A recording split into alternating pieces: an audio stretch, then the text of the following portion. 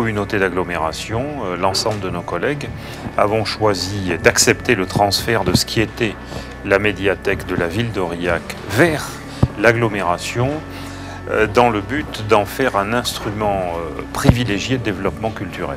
Nous avons, compte tenu de l'emplacement qui est excellent, estimé qu'il était souhaitable de restructurer totalement cet équipement. Nous l'avons fait et avec le souci d'avoir un équipement à la fois très moderne, très dynamique, très complet, dans la mesure où il mélange à la fois, je dirais, l'apprentissage traditionnel de la lecture et puis l'utilisation de toutes les nouvelles techniques de communication.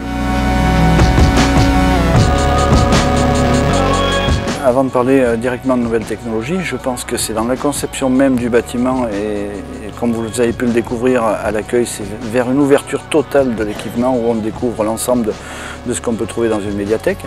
Et c'est là où les nouvelles technologies sont rentrées en jeu, c'est-à-dire qu'on a éclaté l'espace culture multimédia sur l'ensemble des pôles. Au rez-de-chaussée, nous avons le pôle art, image et son. Nous avons l'espace jeunesse, enfance, avec la ludothèque. Nous avons l'espace presse. Au premier étage, nous avons le pôle documentaire, documentaire adulte, littérature adulte et littérature jeunesse plus loin là-bas avec documentaire jeunesse. Et un espace d'auto-formation avec 4 cabines qui permettent la pratique des langues vivantes par exemple.